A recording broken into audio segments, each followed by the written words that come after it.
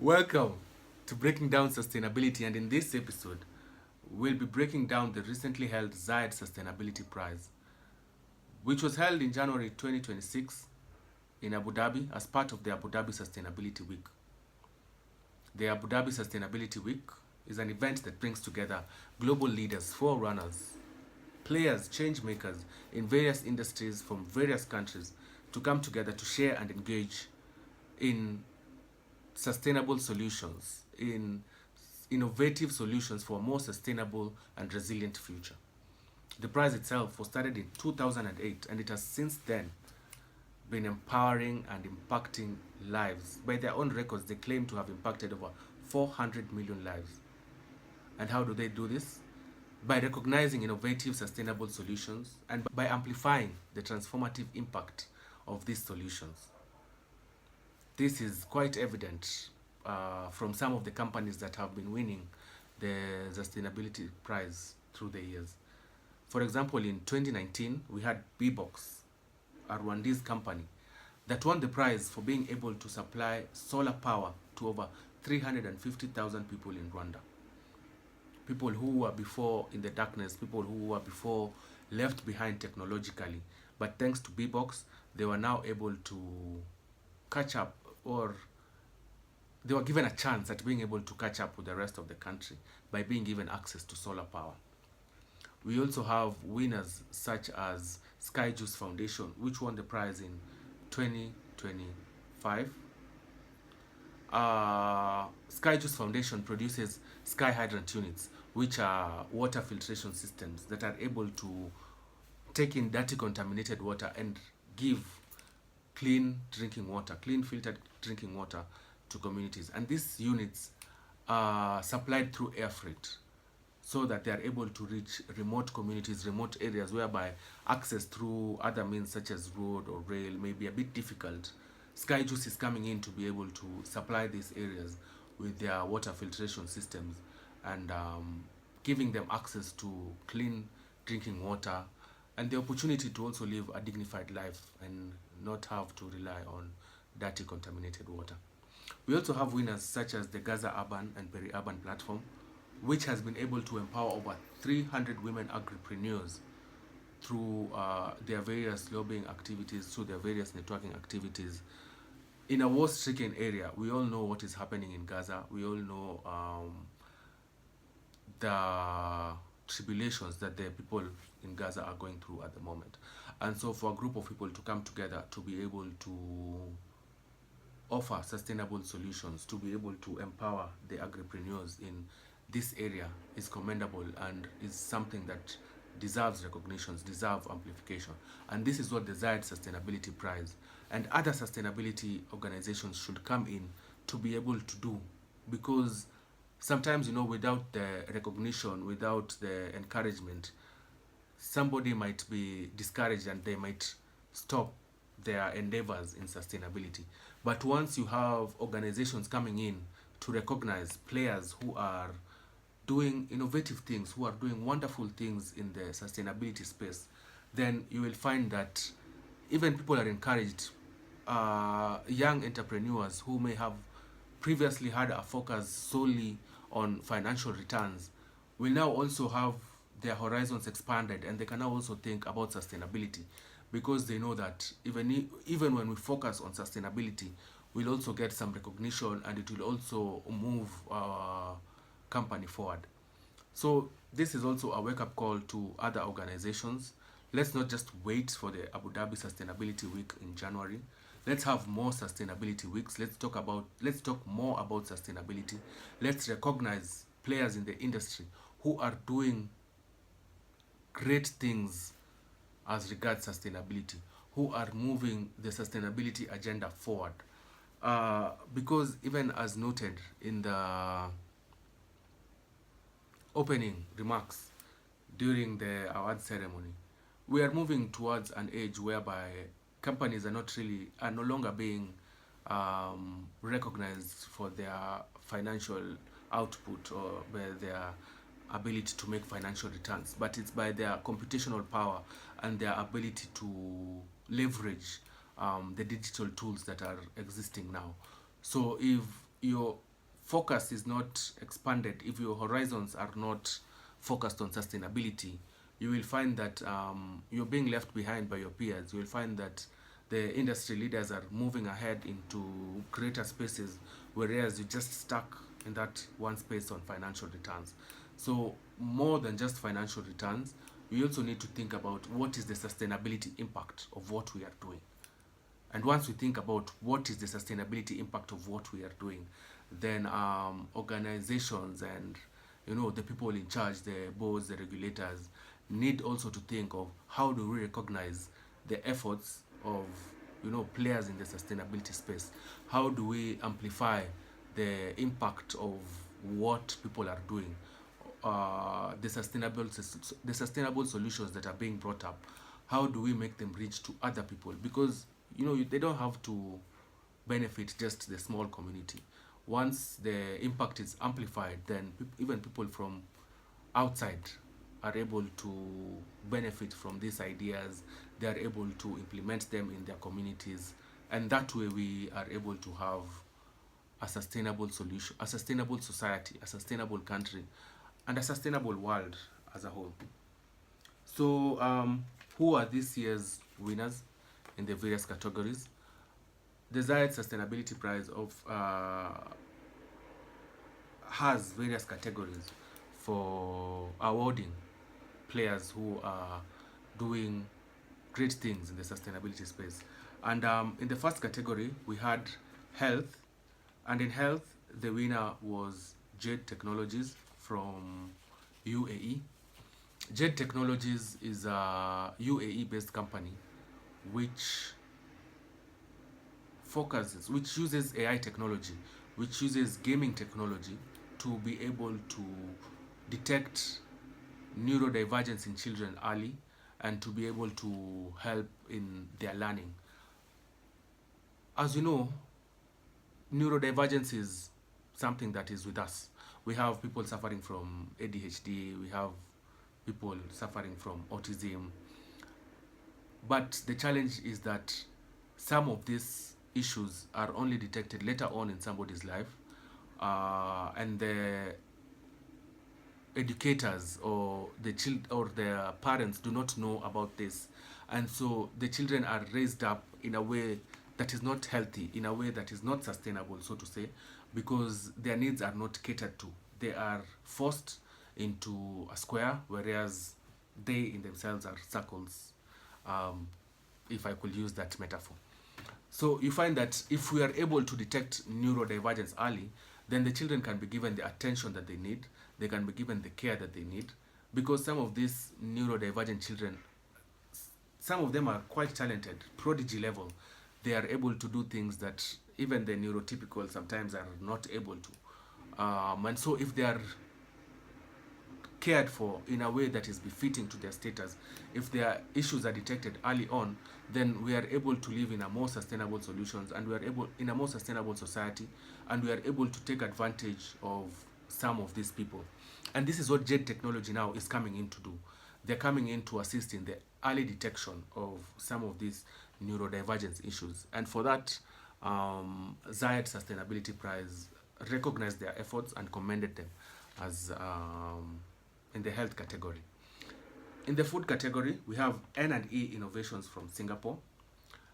N&E Innovations have developed a tool for preservation of food by using upcycled waste. So they have developed Vikang, they're calling it Vikang, which is a microbial agent that is made from upcycled waste to replace harmful chemicals that are sometimes used in the preservation of food, in food packaging.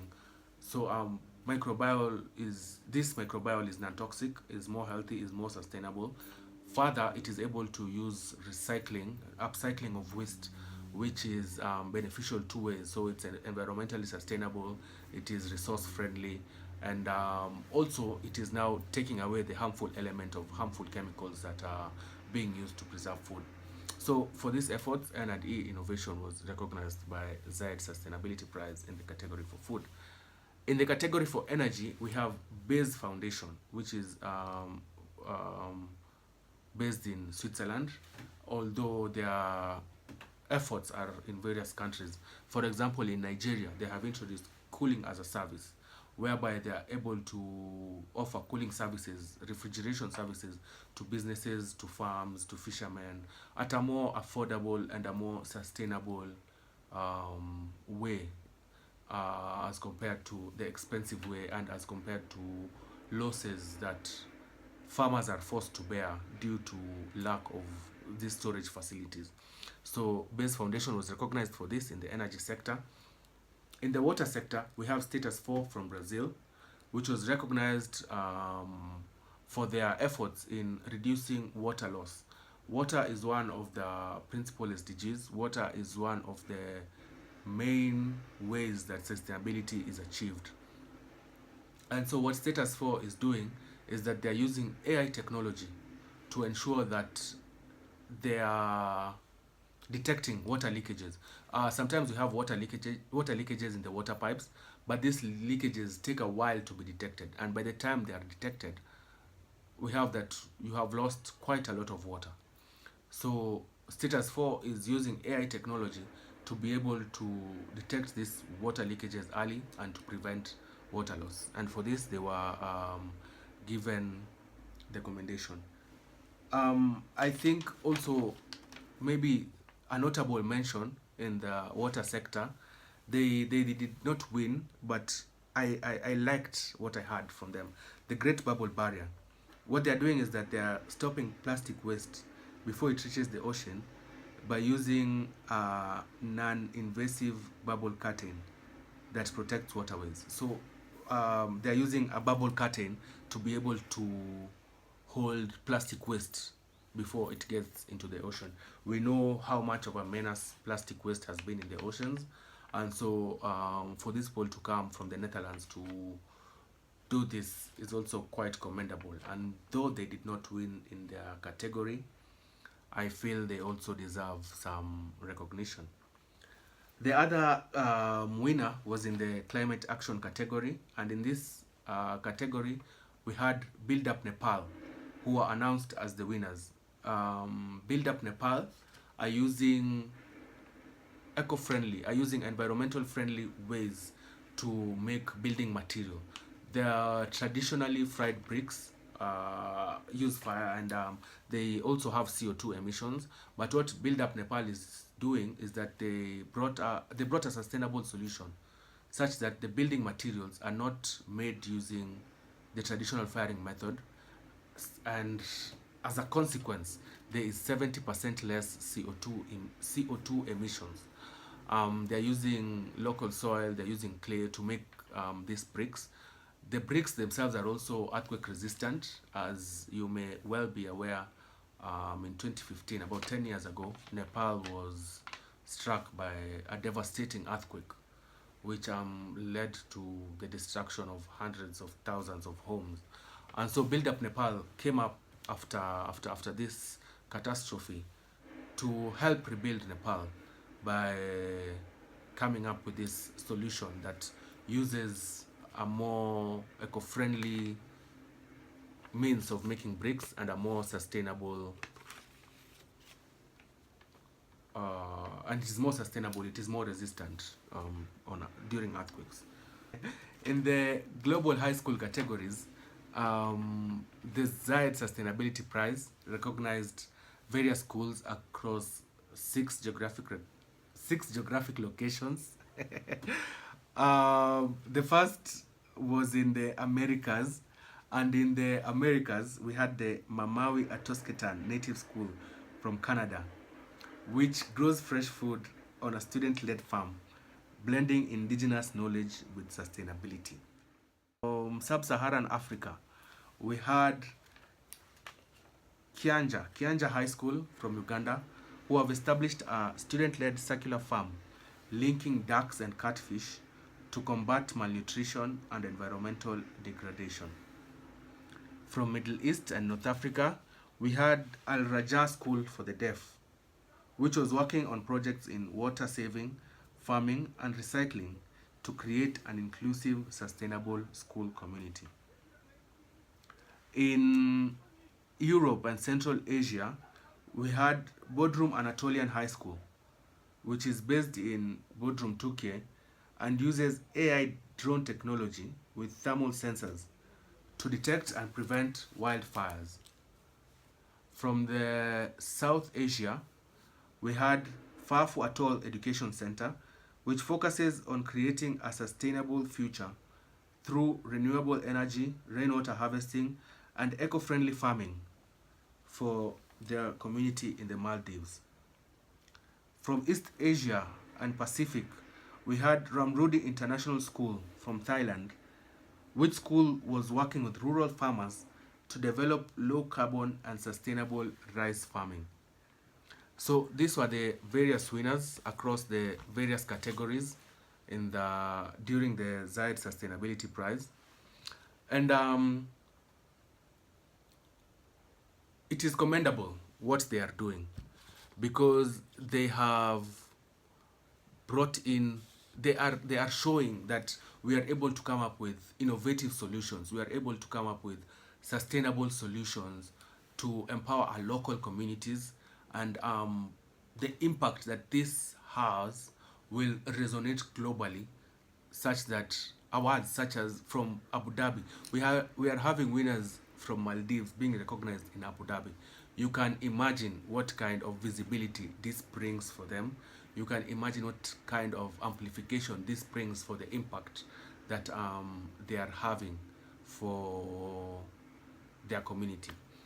So what exactly, what do we take away from this? What are we going to learn from this as Kenyans?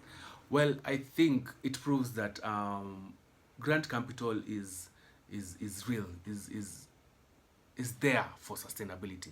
If you have a focus on sustainability, then you're able to access grant capital. The winners, I think they were getting 1 million US dollars during the prize. So imagine if we had a Kenyan who had won. We had a Kenyan nominated in the health category, Drop Access, who are offering cold storage for vaccine boxes. They have created a vaccine box using solar power. They are able to create cooling boxes that can be used to store medicine, can be used to store vaccinations, can be used to store blood. So sadly, they did not win. But you see that these opportunities are available. They are applicable, and Kenyan companies should go for them. We should come up with sustainable solutions, of which I believe we do have sustainable solutions, but some of them do not really get very far due to poor governance structures. Some of these companies start out with grand ambitions, with great goals, but now the governance is set up in such a way that is not sustainable. The governance is wanting, and so if the governance is wanting, then definitely the company will not have a sustainable run. Also, they do not have good impact metrics. You need to be able to measure your impact, because the recognition is only going to come if your impact can be seen and can be measured. You know, you can actually say we have impacted 400 million lives, as the Zayed Sustainability Prize is saying to have impacted. But if you do not measure your impact, if you do not know exactly who is being affected by your operations, then you may not be able to access some of this capital. Also, if you do not document your things well, then you are going to suffer. Documentation is key, governance is key, and also uh, measuring your impact is also key. Another thing we could take away is that local problems can also win global recognition, because the prize is based on locally rooted solutions with global relevance. You're seeing status 4 is in Brazil. They're detecting water leakages in Brazil, but they're being recognized in Abu Dhabi. We have schools from the Maldives. We have schools from Thailand being recognized in a global stage, but they're solving problems locally. And so even us, we can solve our own local problems, but then the impact will be global. We do not have to look for a solution that is going to solve a problem for the whole world. No. Find a solution that solves your local problem, And even with this, even in this, there's recognition. Even in this, there is commendation, because it is from solving our local problems that we are able to go global. Once we solve the local problem, we solve the bigger country, we solve the bigger region, then at this point we are able to go global. Um, one one other takeaway is that ESG is no longer just a corporate extra.